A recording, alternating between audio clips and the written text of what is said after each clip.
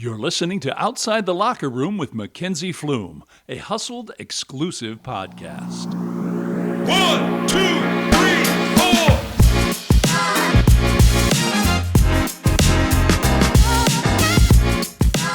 All right, my guest today on Outside the Locker Room is from the great state of New York.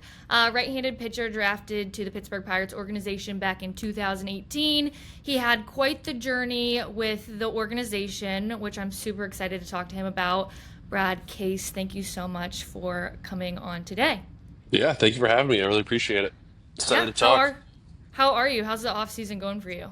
It's good. It's good. I'm living in Manhattan this off season, and it's been an interesting journey so far, trying to figure out training, figure out my whole setup. But I think I've come up with a pretty good process here, and I've been excited about it.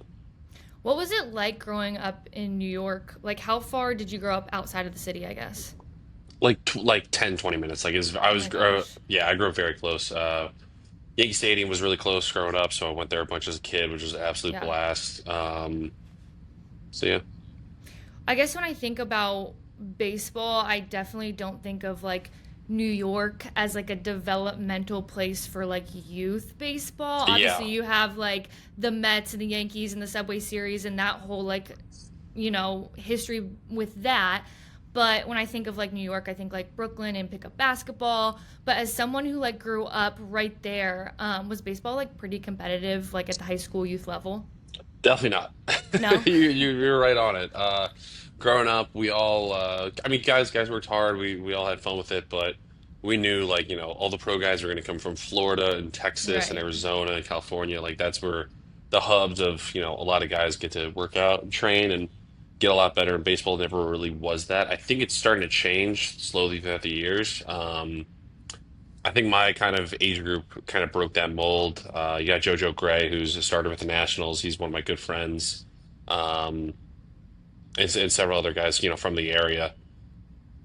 Kind of growing up, we never really thought pro ball was the route. Like if you went D1, it was a big deal, but pro ball was a whole nother stratosphere to try to reach for.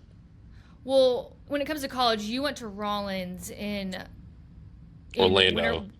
Winter Park, Orlando area. Yeah, that area, Which I looked the school up. It literally looks like it's from a TV show, like 90210 or something like that. It's crazy. Just not to mention you're in Florida, so I'm sure great weather. I don't know much about their program. Is it like a D2 powerhouse or more of like a small school? How is the program, I guess, like there? I think we have some pretty decent history. Some stuff from the 80s and then even like early 1900s. I think we've got some cool stories, but my time there we weren't too competitive. I remember my freshman year we couldn't pitch that well, but we raked. And then my sophomore and junior year was just the opposite. We could pitch really well, but we didn't hit too well. We had between myself, Chris Corbett, Brian Auerbach, Cameron Ank, Anthony Travato, Whit Drennan, Jimmy Robbins, and probably someone else I'm missing. There was like 7 or 8 guys that all went on to go play professional baseball. So we had good arms. Like we had a lot of impressive talent. Chris being the only catcher from the group. We had some good guys. Just we could never put it together. Okay, so how did you start getting looks for like the MLB or like what went into the decision to go into the draft? And I think it was right after your sophomore season, so it's not like you were there for a super long time, right? Yeah, I got drafted after my junior year. A junior year, okay. Yeah, and it was fun. It was. I honestly, God can tell you that I chose Rollins because I thought, I'm never going to play professional baseball. Okay. I'm not going to go to a D1 and try to, get drafted from there. Like, let's go get a good education, get the good accolades, and then go on to life and move on, get a good job, and kind of go from there. But instead, I got there, and it was actually Chris Corbett, our catcher. He was our starting catcher my junior and senior year, and he kind of sat me down one day. It was like, Brad, like, what's your goal this year? And I was like, I don't know, man. Like, I found out we have a JV team, so I hope I don't get put on JV. Like, I just want to be on varsity. He was like, come on, you can't like have a goal like that. I was like, okay, all right, I want to be the closer. It'd be cool to be the closer. And he was like, no, come on, you got to aim better than that. I was like, okay, sure. I want to be the Friday night guy. And in college, Friday night guy means you were the number 1 starting pitcher. Right. So that became my goal. He was like, "What else you got?" I was like, "All right, try to throw 90." And by the end of the year, I was our Saturday guy, and I was sitting 90, 91. And I was like, "Holy shit, I actually did it!" And that's when for me, the door started kind of to open, and guys started looking at this gawky 6'7" kid who was just starting to figure out his body as someone that could potentially help their orgs. Um, but then it was the Hampton Summer League that I got to go play in that next summer, Nice. and Yeah. oh my God, it was beautiful. It was absolutely beautiful. I went from Rollins down up to living in Montauk for the summer, and that was really where I started to excel and started to figure out like, hey, I can do this. Like I can ride with these D1 guys and compete with them. And then from that league, there was Richie Palacios got drafted. He's been in the big Which, leagues. yeah, he was with the Yeah, Guardians org for a while. yeah, yeah. I just can't believe you guys let him go. That was brutal. I'm just gonna stay quiet on that. Him and Will Benson were the two guys that really gave me a Well, oh problem my in God, we Akron. let go of so many people though that like end up developing late, like, but that's another story for another time. Yeah, absolutely. Well, like speaking of the minors, I guess like when you got drafted, your first couple years into the minors, what was the transition like? Was it like a shell shock, like competitive wise, or was it easier than you expected, maybe? It was nice because I didn't have class. It was just Right, you're just wake up, go to the park, throw a and get ball your work around. in. Yeah, and like all the time I would have spent studying, I spent on trying to learn and grow and develop and try to figure out how I'm gonna make it through the minor leagues, just on a competition standpoint. Because you face a lot of guys that you're kind of like, oh shit, you get this imposter syndrome of like, yeah, dude, I've heard about you, I've seen you on TV, and then you start to Right. slowly realize like you can hang, you can ride with all these guys. And it's just, it's a slow process that I think every player needs to go through. I'm just learning that they can hang with the best of the best, and they're there for a reason. Was there anybody that you ever went up against that you were like, oh my God, I can't believe I'm pitching to this guy?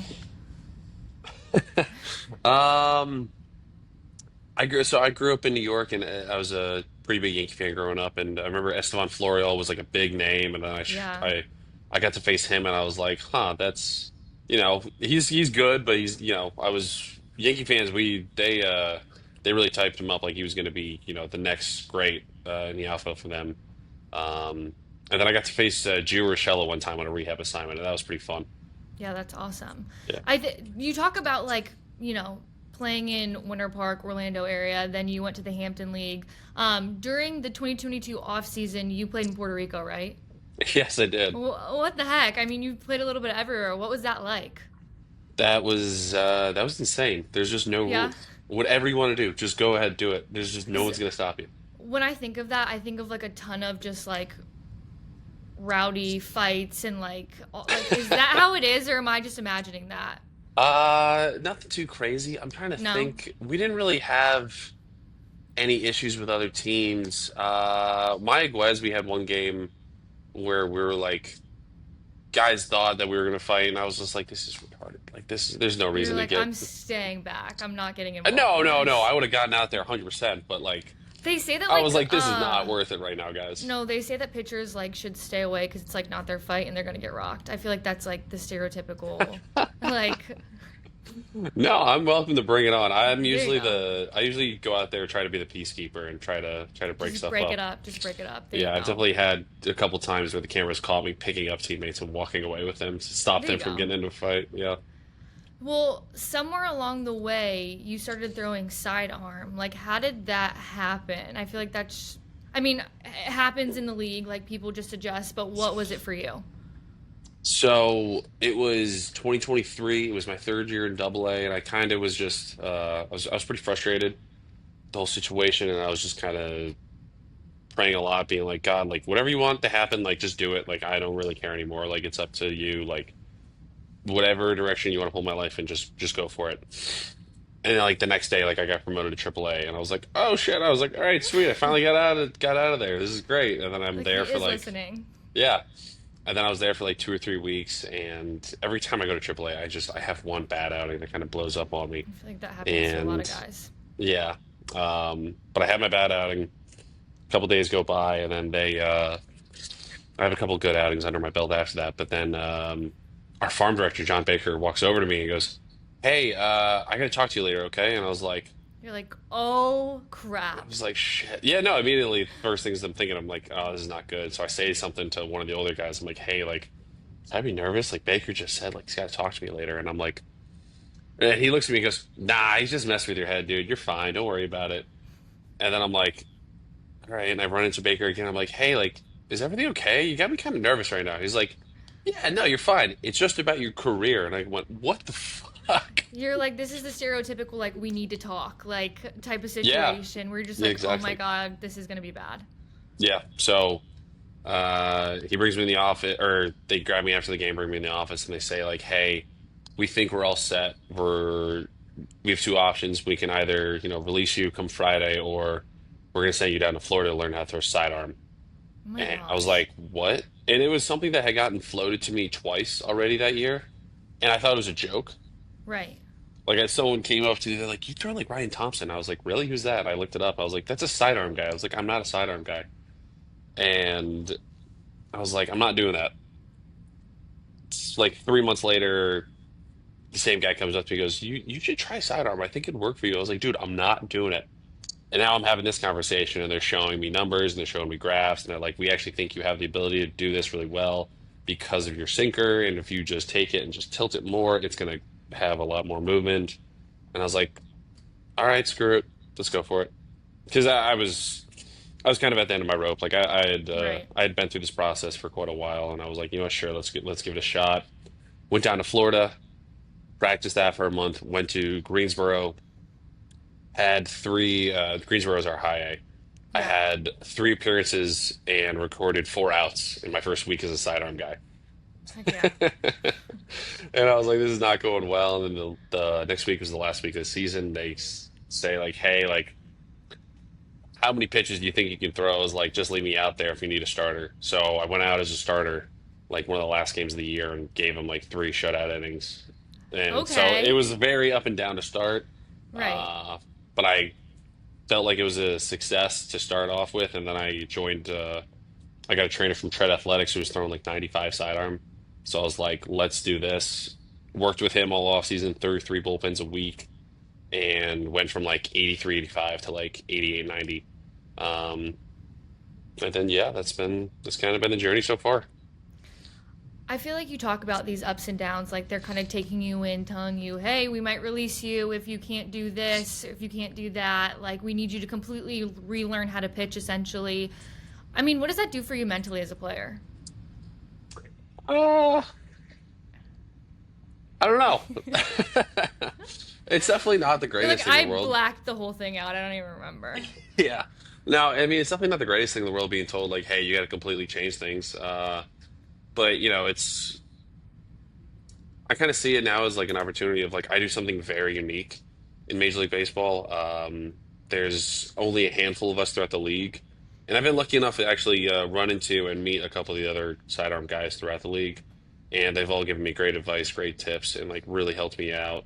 Um, and I'm very grateful to them. I got really lucky and I got put in touch with Scott Efros, the sidearm guy for the Yankees. And he has been an absolute like unbelievable mentor. Like really has helped me out a ton and helped me get here to where I am today. And you know, hopefully I get to continue my baseball career as I'm now in free agency. Yeah, and we have to talk about free agency. You elected for it back in November, correct? Yeah, so Oh, I mean, I signed my contract 7 years ago, played it all right. out. So I earned my free agency. I was not great at it, which is nice. Okay. Okay, so what goes into, I guess, like the emotions behind that? Like, it's kind of your career's up in the air. You're just waiting for the next, I guess, like opportunity to come your way. Is there like anxiety, excitement with like, the endless possibilities, I guess, with what could come with that?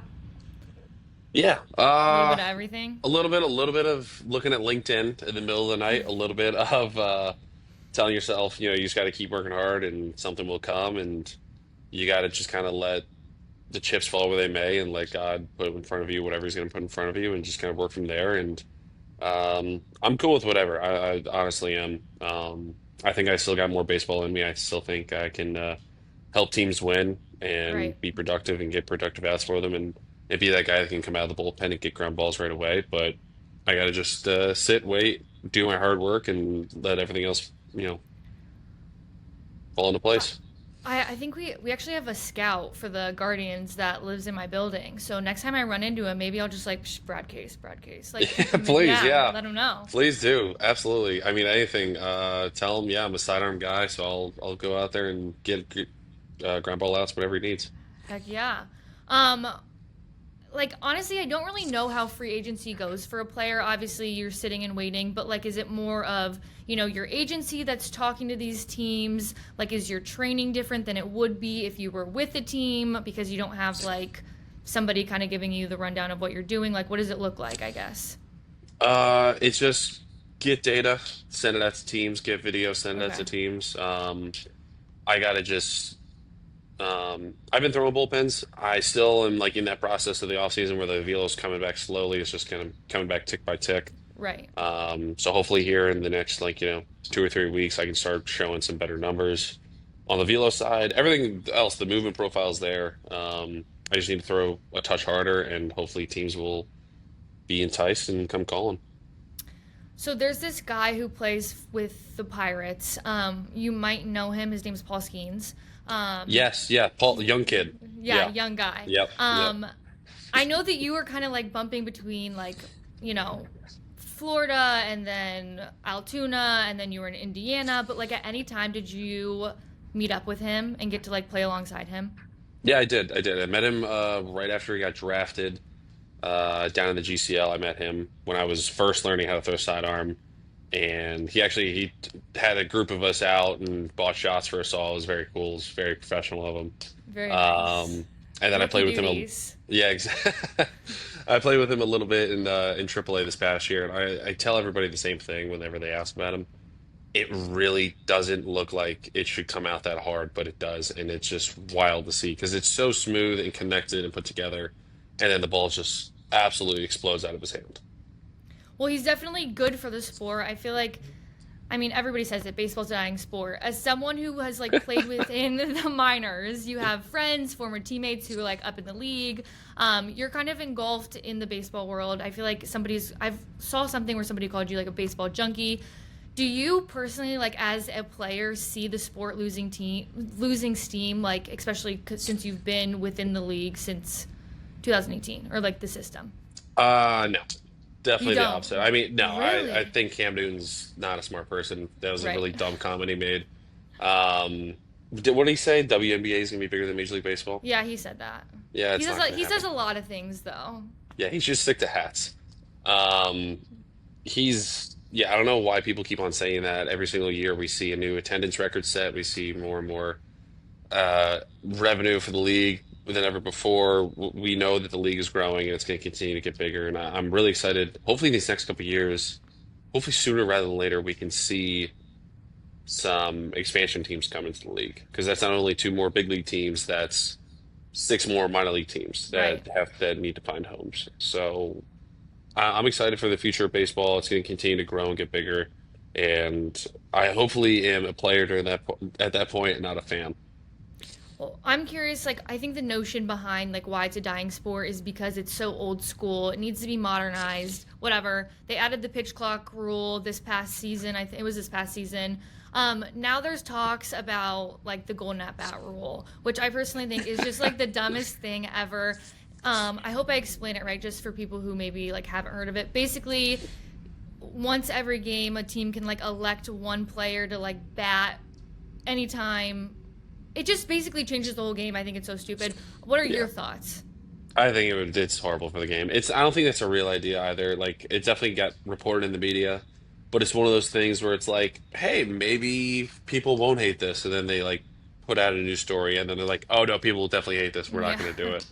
Um, yeah, the golden at bat rule is insane. That's never going to happen. The pitch clock it's been good. My biggest issue with it is that they have it for all levels of the minor leagues. Hmm. And when you have a guy on second base and you only have 15 seconds to call your pitch, or is it 19? It's 19, yeah. I'm not a pitcher, don't ask. When you have limited time to get signs down and there's a guy at second base picking your signs, it's a problem. It's a huge issue. We need PitchCom for all levels, not just Right. AAA and the big leagues. Right. Well, And like it's not as like a that they don't have. It's not like we don't have access to more pitch comps. They just don't want to give it to us because they don't want to have to deal with the logistics and everything. which seems so dumb. I mean, I know that they've been testing out like the robotic umpires in the AAA level, which I personally don't hate that. Like obviously it's not a robot. It's just like they can how many challenges do they get a game where they can go back It's three. and like Yeah, it's or maybe three. they're it's yeah. I honestly don't hate it. I really don't, but Yeah. I had one very funny pitch this year. Yasmani Grandal was catching me, which was pretty cool.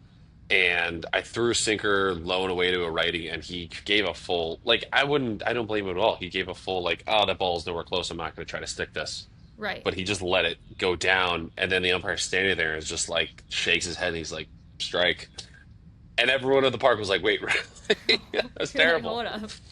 Yeah. Oh, well, okay, so like as a player, you know, you get an opportunity to pitch something to the, Players Association to help grow the game. What would you pitch? Do you have any ideas? More teams. More teams, okay. More teams, more jobs, more fans, more cities, more dollars. You're like, specifically more teams for me. Yeah, no, I've been Two saying it more for years. opportunities, yeah. The second I'm done playing is when they're going to add the expansion teams. I just know it. Right. Well, speaking of like the MLB Players Association, you did an internship with them in the league office in New York, right? Yeah. Yes. That was during the off season. Like, talk to me about that. How did that kind of come about for you? I've made a lot of friends at the PA over the past couple of years. During COVID, with everybody's downtime, I got actually involved with trying to start the unionization process, and I've been along the ride for that whole thing. That's been absolutely wonderful, and I'm so happy I did it. And then last year, I worked at something called the Players Trust.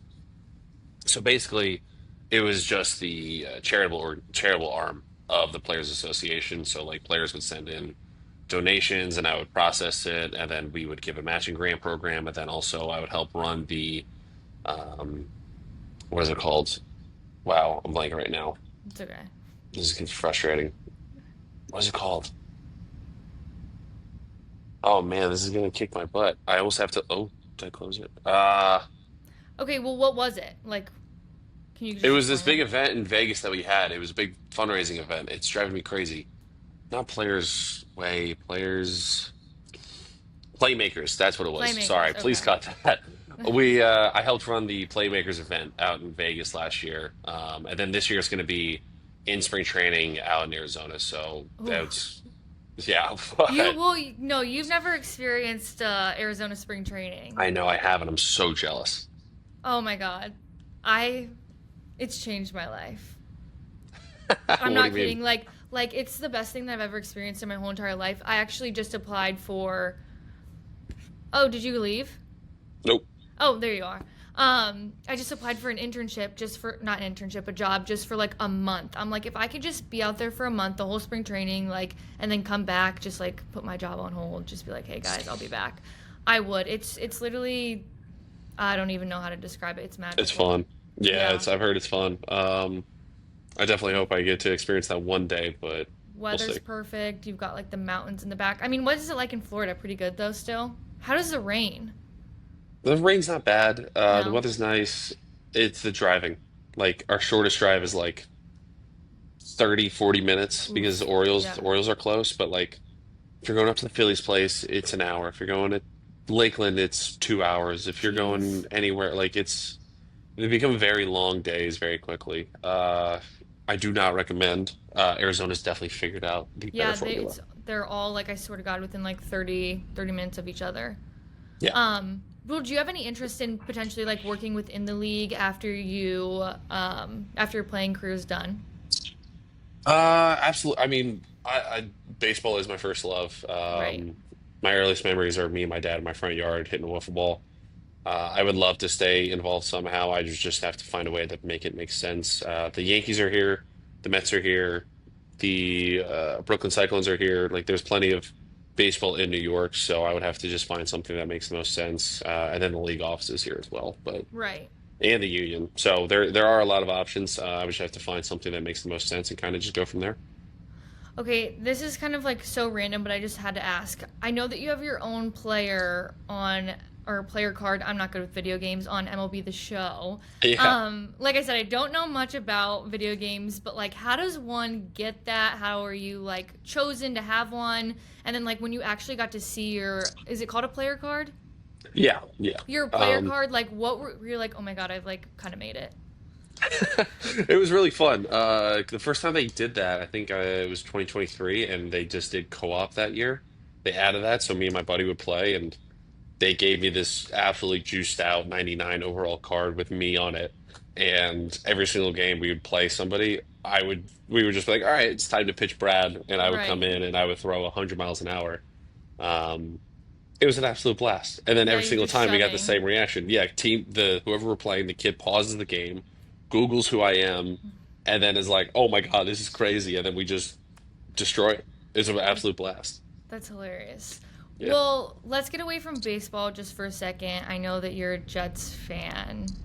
Rip. Not much better though for the Cleveland Browns here.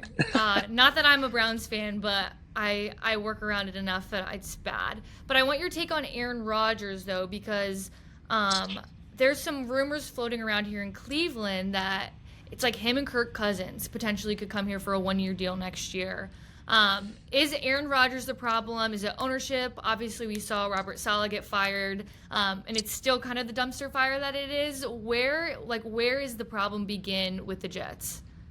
Let me start off by saying that I love my Jets fandom. Right.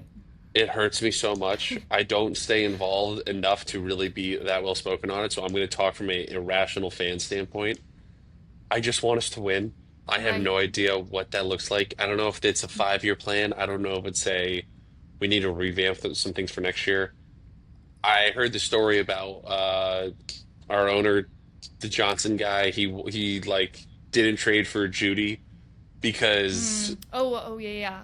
he's been Something like his rating on Madden. yeah.